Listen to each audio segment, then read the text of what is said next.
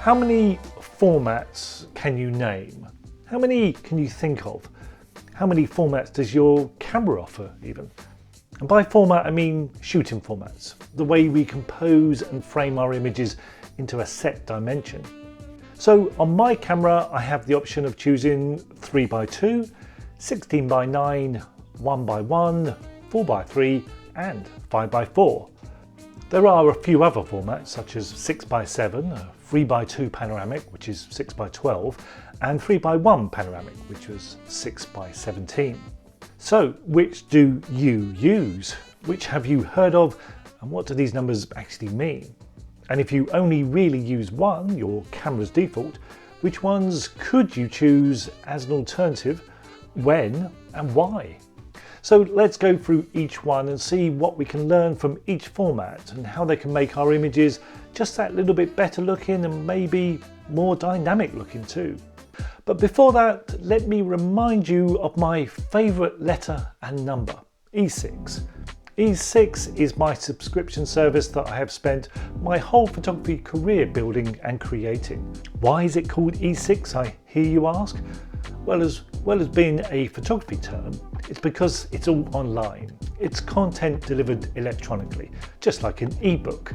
And there's 6 great reasons to subscribe. The ebooks, the e-guides, the videos, the podcasts, the image reviews and the discount you get off my online courses and workshops. Subscribe to access the back catalogue as well as receive regular updates of all the aforementioned content throughout the year. See my website for more details. Without E6 there would be no YouTube. Well, there would be YouTube, but I wouldn't be on it.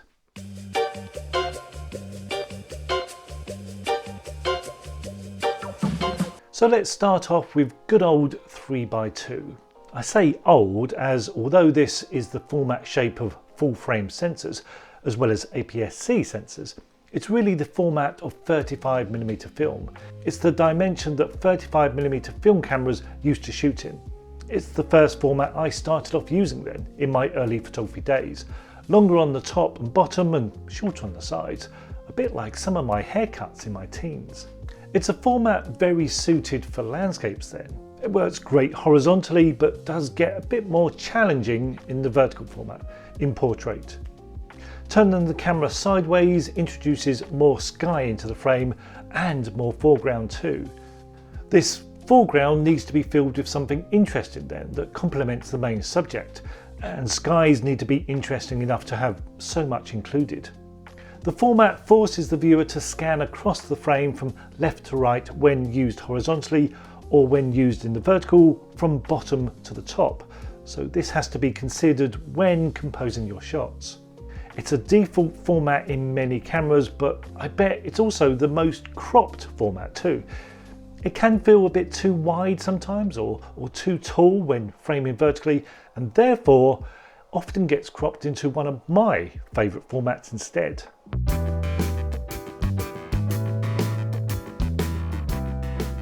So I shot with this particular format for 10 years with my Olympus cameras, the Micro Four Thirds format, and it felt like a more natural format for me to use, still with the top and bottom edges longer than the shorter sides, but with less scanning required from the viewer from left to right. With 3x2 the picture can sometimes seem to go on too far, whereas 4x3 cuts it off just before it starts to get boring or distractions are included. Therefore, it's an easier format to compose vertical images with too. Less foreground and less expanses of sky. It feels more balanced overall. This format is very similar to an old film format that I used to shoot with in my film days, which was 6x7. This was with medium format film, and it was ideal as when enlarged it fitted an A4 magazine front cover perfectly with no cropping required.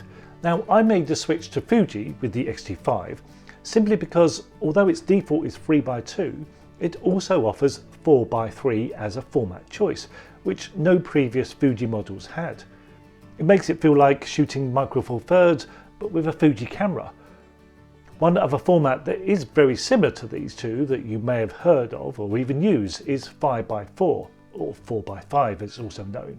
This is probably the ultimate landscape format.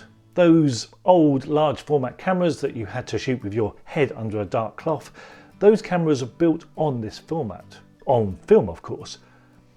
But these were very much the pinnacle of landscape cameras, and again made an ideal format to shoot landscapes, both horizontal and vertical ones. Ansel Adams, the great American landscape photographer, he shot with this format too.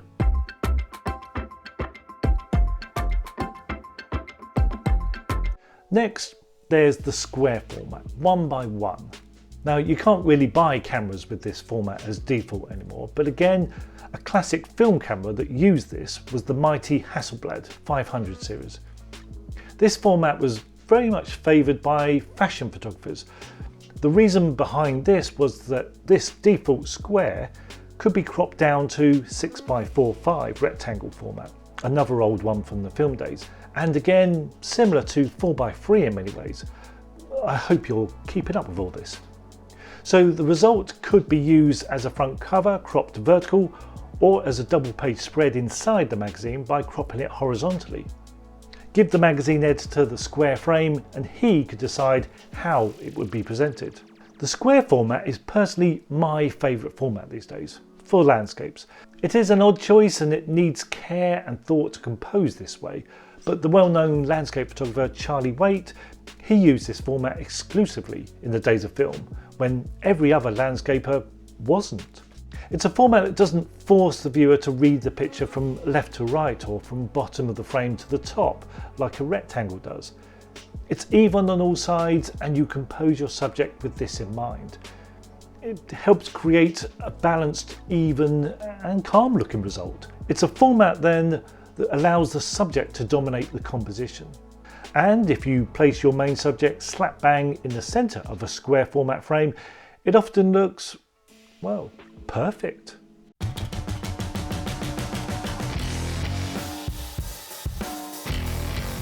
Okay, with 4x3 and 1x1 very much being crops from the 3x2 standard, what if we stretch that format instead? Well, here's where the 16x9 format comes into its own. This is an odd one actually. We are more used to seeing films presented like this, video, moving images, as opposed to stills. Most feature films and TV programs are framed in this format, and of course all these YouTube videos are, this one included. It could be said that this is our natural way of seeing the world. We see more on the horizontal plane than we do vertically, and this letterbox shaped format matches that. But for me, this is an odd one. It does suit some images, but it's neither a regular 3x2 format, nor is it stretched enough to be deemed true panoramic. If you want to shoot panoramic style images in camera on a single frame, rather than taking lots of images and stitching them in post, then this format offers you that. But instead of horizontal, I would encourage you to try framing vertical pseudo panoramics with it instead. That is a bit more challenging and needs great care to find the right subject or scene to allow this. It definitely doesn't work for every view and you have to use the format to its full to make a successful result.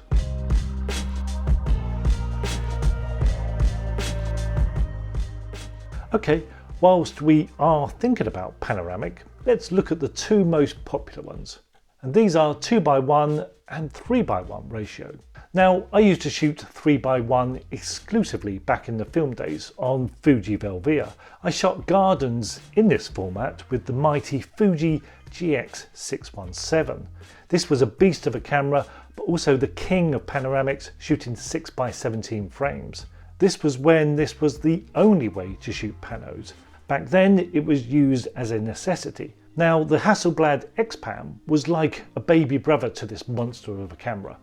That shot the same format, the same 3x1 ratio, but on 35mm film instead. The Fuji captured these on medium format film, and here's some of those results on my Lightbox. And it's when you look at these on the Lightbox that you see how impressive they are as images. This is the type of frame and format you aim for when you shoot 9 or 10 overlapping digital images to create a panoramic. A digitally created one needs great care and consideration to composing in this format. You can't just shoot any horizontal view. In fact, you shouldn't, as this can lead to just creating a very long and very boring composition. The 2x1 or 6x12 format, as it was known, is the shorter version then. It's a bit like what 4x3 is to 3x2. When 3x2 full frames seem a bit wide, 4x3 just cuts off the sides from the left and right. And just as with 4x3, a 6x12 panoramic creates an impressive looking panoramic, but one that might crop out any distractions. It can be an easier one to work with and compose with then.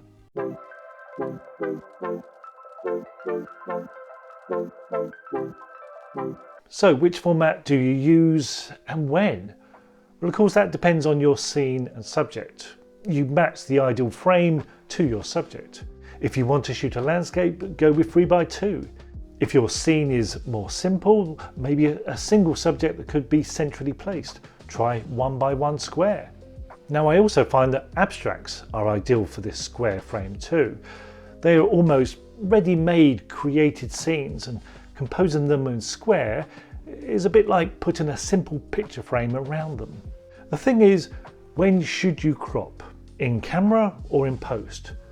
Well, definitely in camera, if your camera offers the choice of this, and that way you can consider and frame precisely around your chosen subject. The important thing is to allow for the crop, as you're almost guessing the end result otherwise, and some things might not quite match up. If you do crop in post, this should be the same workflow then.